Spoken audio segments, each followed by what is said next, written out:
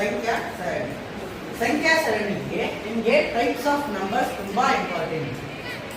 ಅದರಲ್ಲಿ first even number. Even number ಅಂದ್ರೆ ಗೊತ್ತಾ ನಿಮಗೆ?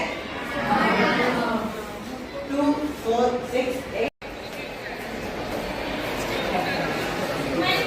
Vowels ಅಂದ್ರೆ vowels are the letters helps to make the sound in words. Vowels ಅಲ್ಲಿ A, E, I, O, U are the 5 vowels. Vowels ಅಂದ್ರೆ ಈಗ ಒಂದು ವರ್ಡ್ ಗೆ ಸೌಂಡ್ ಕೊಡಕ್ಕೆ ಹೆಲ್ಪ್ ಮಾಡುತ್ತೆ. ಈಗ ನೆಕ್ಸ್ಟ್ ಕಾನ್ಸನೆಂಟ್ಸ್ ಅಲ್ಲಿ the consonant is any letters in the English alphabet that is not a vowel. ಈಗ vowels ಅಲ್ಲಿ 5 letters ಇದೆ. ಅದು ಬಿಟ್ಟು ಯಾವ letters ಇದೆ?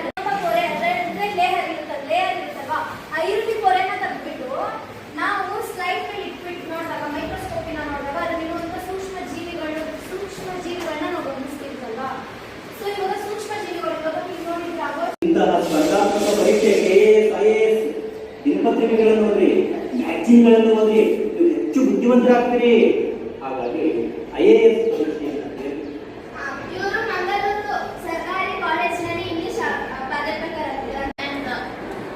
ಈ ಆ್ಯಂಡ್ ಎಲ್ಲಿ ಯೂಸ್ ಮಾಡಬೇಕು ಅಂದರೆ ವೋವೆಲ್ಸ್ ಬರುತ್ತಲ್ಲ, ವೋವೆಲ್ಸ್ ಹಿಂದೆ ಆ್ಯಂಡ್ ವರ್ಡ್ನ ಯೂಸ್ ಮಾಡಬೇಕು. ಎ ಎಲ್ಲಿ ಯೂಸ್ ಮಾಡಬೇಕು ಅಂದರೆ ಕಾನ್ಸನೆಂಟ್ಸ್ ಎಲ್ಲಿ ಬರುತ್ತೋ ಎ ಅಲ್ಲಿ ಯೂಸ್ ಮಾಡಬೇಕು. ಓಕೆನಾ? ದ ಅಂದರೆ ಲೈಕ್ ಒಂದು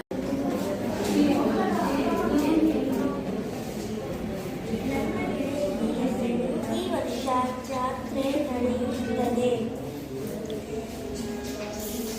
ಸೀತೆ ಸರಳವಾಗಿ ಮರ, ಕಾಡಿನಲ್ಲಿ ಹಲವಾರು ಮರ ಇದೆ. ಜಾತ್ರೆ ನಮ್ಮ ಊರಿನಲ್ಲಿ ಪ್ರತಿ ವರ್ಷ ಜಾತ್ರೆ ನಡೆಯುತ್ತದೆ.